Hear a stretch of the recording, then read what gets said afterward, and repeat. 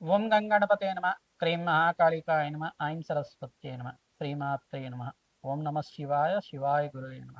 Cream cream మహాకాళికాయ నమో నమ. ద్రాం దత్తాత్రేయాయ నమ. ఓం నమో భగవతే మేధా దక్షిణామూర్తి మహ్యం మేధాం ప్రజ్ఞం ప్రయచ్చస్వ. క్లీం కృష్ణాయ గోవిందాయ గోపీచనవరదాయ శ్రీకృష్ణ పరబ్రహ్మణే పరంజ్యోతిషే నమో నమ. ఆదిత్యాది నవగ్రహ దేవతాభ్యో నమో నమ. మాతృభ్యో పితృభ్యో ఋషిభ్యో గురుభ్యో నమో నమ. క్రీం మహాకాళికాయ నమో నమ. యూట్యూబ్ ప్రేక్షకులందరూ కూడా నమస్కారం అండి. నేను పాలపర్తి గురునాథ శర్మ, జ్యోతిష్యం వాస్తు సిద్ధాంతిని. ఈ రోజున మనమంతా కూడా తెలుసుకునే టాపిక్ ఏంటంటే, ప్రధానంగా చూసుకుంటే 2026 సంవత్సరంలో భాగంగా ఆంగ్ల సంవత్సరంలో శనీశ్వరు యొక్క కార్యకత్వాలు ఏ రకంగా ఉన్నాయి, శనీశ్వర ప్రభావం అంతా కూడా మేషాది ద్వాదశ రాశుల వాళ్ళకి ఎటువంటి ఫలితాలంతా కూడా ఇవ్వబోతున్నాడు అనేది, శనీశ్వరుడి యొక్క వీక్షణ దృష్టి వక్రగతి ఏ రకంగా ఉంటుంది, ఈ యొక్క శనీశ్వర ప్రభావం అంతా కూడా వివిధ రాశుల మీద ఈ రకంగా ఉంటుంది విశ్లేషణ చేయడం, సంపూర్ణ జాతకం అంతా కూడా చెప్పడం జరుగుతుంది.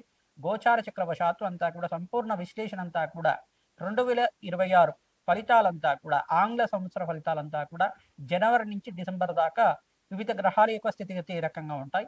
ప్రధానంగా చూసుకుంటే శనీశ్వర ఫలితాలంతా కూడా ఈ రకంగా ఉంటాయి అనేది తెలుసుకోవడం జరుగుతుంది. ప్రధానంగా చూసుకుంటే శనీశ్వరుడు అంతా కూడా కర్మఫలదాతగా ఉండడం, ప్రధానంగా ఈ శనీశ్వరుడు అంతా కూడా ఈ యొక్క అర్ధాష్టమ శని ప్రభావం కానీ అష్టమ శని ప్రభావం కానీ ప్రధానంగా ఈ యొక్క ద్వాదశ స్థానంలో ఉంటే కనుక ఏలినాటి శని ప్రభావం కానీ ఇవ్వడం జరుగుతుంది. జన్మరాశిలో ఉంటే కనుక ఈ యొక్క జన్మదోషం అని చెప్పేసి ద్వితీయ స్థానము జన్మస్థానము ఏ స్థానంలో ఉంటే కనుక ఈ యొక్క శనీశ్వర ప్రభావం అంతా కూడా ఏలినాటి శని ప్రభావం అనేది ఉంటుందనేది తెలుసుకోవడం జరుగుతుంది. కర్మ ఫలదాత ఎప్పుడైనా కానీ మానవాళికంతా కూడా పూర్వ జన్మలో చేసుకున్న ఫలితాలంతా కూడా అది పుణ్య ఫలితాలు అయితే కనుక రాజయోగాలు ఇచ్చే విధంగా మారుతూ ఉంటాయి. విపరీత రాజయోగం ఇచ్చే గ్రహంగా చెప్పడం జరుగుతుంది. రాజ్యాధిపత్యం కావాలన్నా శనీశ్వరుడు అనుగ్రహం కావాలి, ధనధాన్యాది సమృద్ధి కావాలి, రాజయోగం సిద్ధించాలి, రాజ్యాధిపత్యం కావాలి, ఉన్నతమైన స్థితి కావాలంటే, జీవితంలో ధర్మబద్ధమైన జీవితం జీవించాలంటే ప్రధానమైన గ్రహం అంతా కూడా శనీశ్వరుడు అని చెప్పుకోవడం జరుగుతుంది.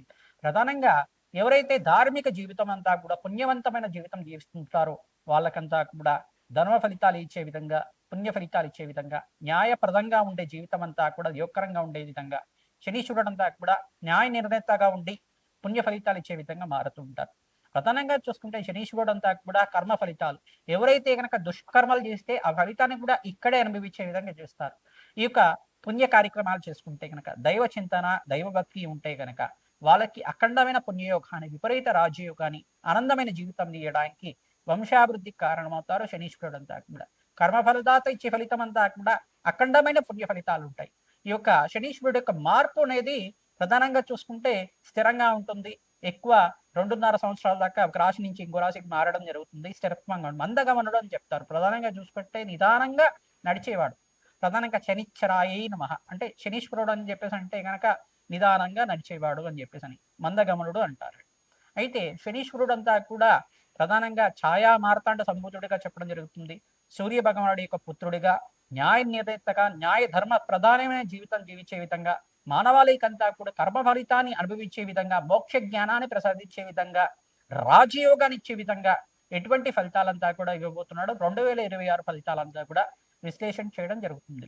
ప్రధానంగా శనీశ్వరుడు ప్రీతికరంగా ప్రతినిత్యం కూడా కాలభైరవ స్వామి దేవాలయంలో అందరూ కూడా ఈ యొక్క అష్టమి, నవమి, ఏకాదశి తిథుల్లో కానీ, దశమి తిథుల్లో కానీ, త్రయోదశి తిథుల్లో కానీ, మాస శివరాత్రి రోజైనా కానీ, అమావాస్య పౌర్ణమి వేళల్లో కూడా, ప్రదోష కాలంలో ప్రధానంగా ప్రదోష కాలంలో ఎవరైతే కనుక కూష్మాండ దీపాన్ని, తెల్ల గుమ్మడికైనంతా కూడా ఈ యొక్క గుమ్మడికాయ దీపం అంటారు, దీన్నంతా కూడా కూష్మాండ దీపం అంటారు, ఉప్పు దీపం అని చెప్పేసి అంటారు. ఈ యొక్క రాళ్ళు ఉప్పునంతా కూడా తీసుకొని ఒక పళ్ళెంలో వేసుకొని దాని మీద ఒక 2 తమలపాకులు పెట్టి ఈ యొక్క కూష్మాండ దీపాన్ని వెలిగించడం వల్ల, నువ్వు నూనెల దీపంతో వెలిగించడం, దాని మీద నల్ల నువ్వులు జల్లడం వల్ల, నవధాన్యాలు జల్లడం వల్ల సకల గ్రహదోష నివారణ జరుగుతుంది. కాలభైరవ స్వామి దేవాలయంలో కానీ, అమ్మవారి దేవాలయంలో, దుర్గామాత దేవాలయంలో కానీ, మహాకాళి దేవాలయంలో కానీ, మహాలక్ష్మి దేవాలయంలో కానీ కూష్మాండ దీపాన్ని తరచుగా వెలిగిస్తూ ఉండాలి. ఎవరైతే కనుక ఈ తిథుల్లో విశేషంగా చేస్తూ ఉంటారంటే మీకంతా కూడా శనీశ్వర గ్రహదోష నివారణ కలుగుతుంది, కర్మదోష నివారణ కలుగుతుంది, తద్వారా వంశాభివృద్ధి కలుగుతుంది, అఖండమైన రాజయోగము, ధన సంపదలంతా కూడా సిద్ధించడానికి, విపరీత రాజయోగం ఇచ్చడానికి అంతా కూడా మీకు జరుగుతుంది. ప్రధానంగా చూసుకుంటే ఈ యొక్క శనీశ్వరుడు అంతా కూడా రాజయోగ కారకుడు. ప్రధానంగా రాజయోగం ఇవ్వడమే కాకుండా మీకంతా కూడా కర్మఫలితాన్ని అనుభవించే విధంగా చేయడం జరుగుతుంది. ప్రధానంగా కర్మఫలదాత అంతా కూడా విపరీత రాజయోగానికి కారణమవుతుంది. పుణ్య కార్యక్రమాలు ఆచరించాలి. ప్రధానంగా గోమాత సేవ చేయడం, బీదవాళ్ళకి అంతా కూడా అన్నదానం చేయడం, పేదలకు అన్నదానం చేయడం, వస్త్రదానం చేయడం విపరీత రాజయోగానికి కారణమవుతుంది. దేవాలయ ప్రాంగణంలో మీరు అన్నదానం చేస్తూ ఉండడం వల్ల మేషాది ద్వాదశ రాశుల వాళ్ళకి విపరీత రాజయోగం సిద్ధించడానికి ఆస్కారం ఉంటుంది. ఈ 2026లో అందరూ కూడా గోమాత సేవ విశేషంగా ఆచరించాలి. పచ్చిక తెలగపిండి గ్రాసాన్ని గోమాతకి తరచుగా సమర్పిస్తూ ఉండడం వల్ల విపరీత రాజయోగానికి మారడం జరుగుతుంది. ప్రధానంగా గ్రహస్థితి అంతా కూడా ఏ రకంగా ఉందో చూసుకుందాం. ప్రధానంగా 2026లో ప్రధానంగా చూసుకుంటే డిసెంబర్ నెలలో మాసాంతంలో అంతా కూడా ధనుసు రాశిలో అంతా కూడా చతుర్గ్రహ కూటమి సంభవిస్తుంది. ప్రధానంగా సూర్యుడు, బుధుడు, శుక్రుడు, ఈ యొక్క అంగారకుడు, ఈ యొక్క గ్రహాలన్నీ కూడా ధనుసు రాశిలో సంచారం జరుగుతుంది. జనవరి 1వ తారీఖు నుంచి మళ్ళీ మార్పు అనేది జరుగుతుంది. ప్రధానంగా తర్వాత ఎప్పుడు దాకా అంటే జనవరి 15వ తారీఖు రోజున మకర సంక్రమణం రోజున అంతా కూడా సూర్య భగవానుడు అంతా కూడా మకర రాశిలో సంచారం చేయడం, ఈ యొక్క గ్రహస్థితి అనేది మారుతూ ఉంటుంది. ప్రధానంగా చూసుకుంటే 45 రోజులకు ఒకసారి అంగారకుడు మారడం జరుగుతుంది. నెల రోజులకు వచ్చాడు. ప్రధానంగా ఒక రాశి నుంచి ఇంకో రాశికి నెల రోజులకు ఒకసారి 3 గ్రహాలు మారుతూ ఉంటాయి. ప్రధానంగా బుధుడు, శుక్రుడు, రవి భగవానుడు అంతా కూడా సూర్య భగవానుడు అంతా కూడా నెల రోజులకు ఒకసారి ఒక రాశి నుంచి ఇంకో రాశికి మారుతూ ఉంటారు అన్నమాట. 15వ తారీఖు నుంచి మారిన సూర్య భగవానుడు మళ్ళీ 15వ తారీఖు కానీ 18వ తారీఖు కానీ ప్రధానంగా కుంభరాశిలో సంచారం చేయడం. మళ్ళీ ఇక్కడ చూసుకుంటే రవిగ్రహ ఫలితాలంతా కూడా ఈ రకంగా ఉంటాయి. ప్రధానంగా శనీశ్వరుడు అంతా కూడా చూసుకుంటే మీనరాశిలో సంచారం చేస్తున్నారు, స్థిరంగా ఉంటారు. మీనరాశిలో సంచారం చేయడం వల్ల ఎటువంటి ఫలితాలు వస్తాయి అనేది మేషాది ద్వాదశ రాశి వాళ్ళకి చెప్పడం జరుగుతుంది. రాహు ఫలితాలంతా కూడా చూసుకుంటే రాహు గ్రహం అంతా కూడా కుంభరాశిలో సంచారం చేస్తారు. ఏప్రిల్ 14, 15 తారీఖు లోపల వక్రగతి పొందడం జరుగుతుంది. మరి కేతు అంతా కూడా చూసుకుంటే సింహరాశిలో సంచారం చేయడం, ఏప్రిల్ 14, 15 తారీఖులో అంతా కూడా వక్రగతి సంచారం జరుగుతుంది. ఈ యొక్క జూన్ 14వ తారీఖు దాకా అంతా కూడా ఈ యొక్క బృహస్పతి సంచారం అంతా కూడా మిథున రాశిలో సంచారం జరుగుతుంది. మరి కర్కాటక రాశిలో మళ్ళీ అంతా కూడా ప్రవేశం చేయడం, అతిచారం నుంచి తిరోగమనం అయిన తర్వాత మళ్ళీ యథాస్థానానికి అంతా కూడా రావడం జరుగుతుంది. కర్కాటక రాశిలో ఉచ్చస్థానంలో సంచారం జరుగుతుంది. ప్రధానంగా ఈ యొక్క గ్రహస్థితి అంతా కూడా ఏ రకంగా మానవాళి మీద చూపిస్తుంది, గోచార చక్రవశాత్తు ఆంగ్ల సంవత్సర ఫలితాలంతా కూడా సంపూర్ణ ఫలితాలు విశ్లేషణ చేయడం జరుగుతుంది. అందరూ కూడా మీ యొక్క రాశికి పరిష్కారం ఆచరించుకోండి. లగ్నవశాత్తు ఏ రకంగా ఉన్నాయో చూసుకోవడం జరుగుతుంది. దత్తనాడి ప్రకారంగా మీకు అంతా కూడా జన్మజాతకమే ప్రధానమైన జాతకంగా ఉంటుంది. నాడీ జ్యోతిషం ప్రకారంగా మీకు అంతా కూడా విశ్లేషణ చేసి పరిష్కారం చెప్పడం జరుగుతుంది. కావున మీరంతా కూడా సంప్రదించి మా యొక్క ఫోన్ నెంబర్కి మీ జాతకం అంతా కూడా వాట్సాప్ చేస్తే కనుక మీకు అపాయింట్మెంట్ ఇవ్వడం జరుగుతుంది. జన్మజాతకం అంతా కూడా విశ్లేషణ చేసి తగు పరిష్కారం అంతా కూడా యజ్ఞ యాగాది కర్తలు చేసి జప హోమాది కార్యక్రమాలు తర్పణాలంతా కూడా చేసి మీకు పరిష్కారం చెప్పడం జరుగుతుంది. సకల గ్రహదోష నివారణ జరిగితే కనుక మీకంతా కూడా ధనయోగాలు సిద్ధిస్తాయి. ఆకస్మిక ధనలాభం సిద్ధించడానికి ఆస్కారం ఉంటుంది. ప్రధానంగా అప్పుల బాధల నుంచి బయటపడడానికి ఆస్కారం ఉంటుంది. అపముచ్చు దోష నివారణ అవుతుంది. అఖండమైన ఆనంద జీవితం జీవించడానికి ఆస్కారం ఉంటుంది. ఈ యొక్క గ్రహాలంతా కూడా మీరు చేసుకున్న అంటే మానవాళి చేసుకున్న కర్మ ఫలితాన్ని అనుభవించే విధంగా చేయడం, రాజయోగాన్ని ఇచ్చే విధంగా చేయడం, భగవంతుడి యొక్క చింతన ఉండాలి. ప్రతి వాళ్ళకి కూడా భగవంతుడి యొక్క సేవ చేయాలి. ప్రతినిత్యం కూడా పుణ్య కార్యక్రమాలు ఆచరించాలి. దేవాలయ దర్శనం అంతా కూడా చేయడం, పుణ్యక్షేత్రాల దర్శనాలు చేయడం, యాత్రలు చేయడం వల్ల విపరీత రాజయోగం సిద్ధిస్తుంది. అఖండమైన పుణ్యయోగం సిద్ధిస్తుంది. ప్రధానంగా కన్యా రాశి జాతకులకి 2026 ఫలితాల భాగంగా సంపూర్ణ ఫలితాలంతా కూడా విశ్లేషణ చేయడం జరుగుతుంది. 2026 జనవరి నుంచి డిసెంబర్ దాకా ఆంగ్ల సంవత్సర ఫలితాలంతా కూడా ఏ రకంగా ఉంటాయో తెలుసుకోవడం జరుగుతుంది. ప్రధానంగా సప్తమ స్థానంలో శనీశ్వరుడు ఒక వీక్షణ రాశి మీద పడతా ఉంది. అది కొంచెం వక్రగతి సంచారం అనేది జరుగుతూ ఉంటుంది. కావున ప్రధానంగా వక్ర దృష్టి అనేది ఉంటుంది. ప్రధానంగా యోగకారకుడైన శనీశ్వరుడు అంతా కూడా సప్తమ స్థానంలో సంచారం చేయడం, సప్తమాధిపతి ఉచ్చ స్థానంలో సంచారం చేసినప్పుడు యోగకరంగా మారడం జరుగుతుంది. ప్రధానంగా బృహస్పతి మార్పు అంతా కూడా 2026లో జూన్ 14వ తారీఖు తర్వాత అతిచారం నుంచి తిరోగమనం అయిన తర్వాత మళ్ళీ కర్కాటక రాశిలో ప్రవేశం చేయడం జరుగుతుంది. ఉచ్చస్థానంలో ఎప్పుడైతే సప్తమాధిపతి ఉచ్చస్థానంలో సంచారం జరుగుతుందో బృహస్పతి అనుగ్రహం వల్ల మీకు గృహయోగం సిద్ధించడానికి, ఇంట్లో శుభ కార్యక్రమాలు జరగడానికి, వివాహాది శుభ కార్యక్రమాలు జరగడానికి ఆస్కారం ఉంటుంది. మంచి శుభకర వ్యయం జరగడానికి ఆస్కారం ఉంటుంది. భూయోగాలు ధరించడానికి, ప్రధానంగా గృహయోగాల కోసం లోన్స్ తీసుకోవడం కానీ, గృహయోగాల కోసం నూతన గృహాలంతా కూడా కొనడం కానీ, అమ్మడం కానీ, చేయడం కానీ ఆస్కారం ఉంటుంది. ప్రధానంగా మీకంతా కూడా శుక్రుడికి, బృహస్పతికి, శనీశ్వరుడికి, అంగారకుడికి, బుధ భగవానుడికి, రాహుకి జప హోమాది కార్యక్రమాలు ఆచరించడం వల్ల 2026లో కన్యారాశి జాతకులకి విశేషంగా మీకంతా కూడా ద్వితీయార్థంలో అంటే ఆగస్టు నుంచి నవంబర్ దాకా మీకంతా కూడా ధనయోగాలు సిద్ధించడానికి ఆస్కారం ఉంటుంది. ఇక్కడ ప్రధానంగా మీరు శనీశ్వరుడు గ్రహానికి ప్రీతికరంగా జపహోమాది కార్యక్రమాలు ఆచరించాలి. రాహుకి ప్రీతికరంగా దానాలు ఆచరించడం వల్ల, చండీ హోమాది కార్యక్రమాలు ఆచరించడం వల్ల విశేషమైన ధనయోగం సిద్ధించడానికి ఆస్కారం ఉంటుంది. జూన్ 18వ తారీఖు నుంచి మీకంతా కూడా బృహస్పతి సంచారం అంతా కూడా ఉచ్చస్థానంలో సంచారం జరుగుతుంది. కావున మీకంతా కూడా ధనయోగం సిద్ధించడానికి బృహస్పతి అనుగ్రహం వల్ల, శనీశ్వరుడు అనుగ్రహం వల్ల విపరీత రాజయోగాలు సిద్ధించడానికి ఆస్కారం ఉంటుంది. శనీశ్వర గ్రహానికి ప్రీతికరంగా మీరంతా కూడా నల్లను దానం చేసుకోవడం, వస్త్రదానం చేయడం, ద్రాక్షని దానం చేయడం వల్ల మంచి ఫలితాలు పొందుతారు. ప్రధానంగా కూష్మాండ దానాన్ని బ్రాహ్మణోత్తంకి శనివారం రోజున అమావాస్య వేళలో కానీ దానం చేయడం వల్ల విశేషమైన పుణ్యయోగం సిద్ధిస్తుంది.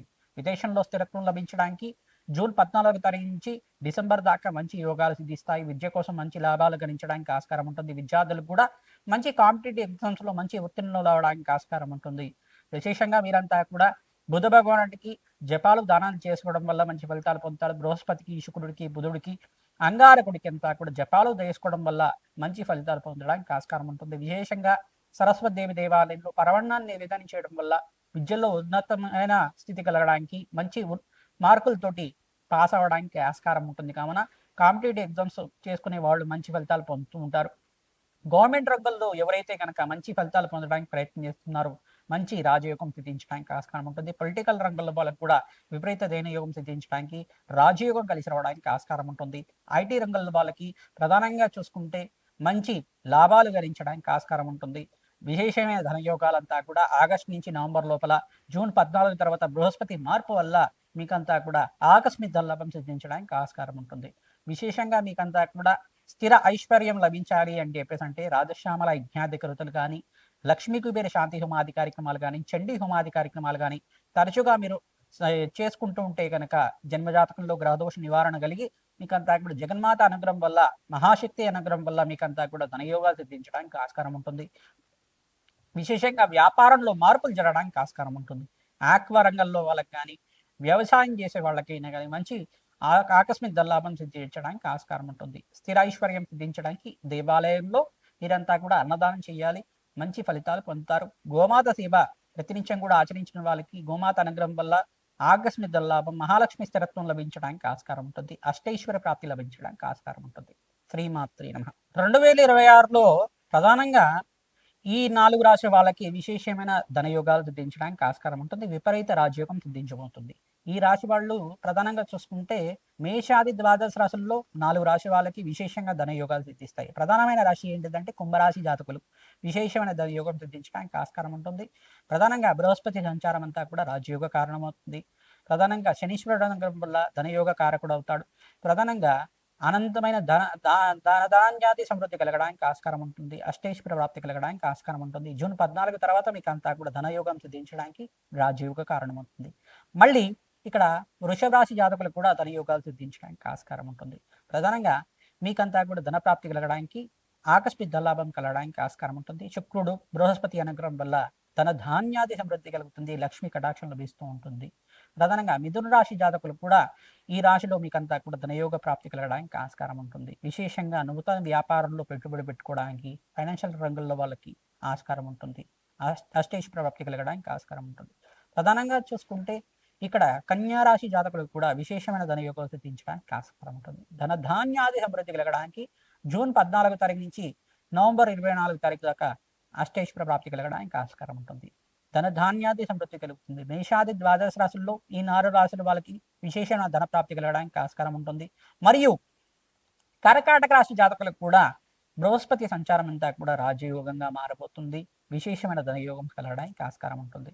ఈ కర్కాటక రాశి జాతకులకి విశేషంగా చెప్పడం జరుగుతుంది. ప్రధానంగా బృహస్పతి మార్పు అంతా కూడా రాజయోగ కారణమవుతుంది. ఉచ్చస్థానంలో సంచారం అంతా కూడా వివాహాది శుభకార్యాలు జరగడానికి, మీకు అంతా కూడా పూర్వజన్మలో చేసుకున్న పుణ్యప్రాప్తి వల్ల మీకు అంతా కూడా గృహయోగం సిద్ధించడానికి, భూసంపద లభించడానికి ఆస్కారం ఉంటుంది. వ్యాపారంలో మార్పులు జరుగుతాయి. ఉద్యోగంలో మార్పులు జరగడానికి, స్థానచలనం జరగడానికి ఆస్కారం ఉంటుంది.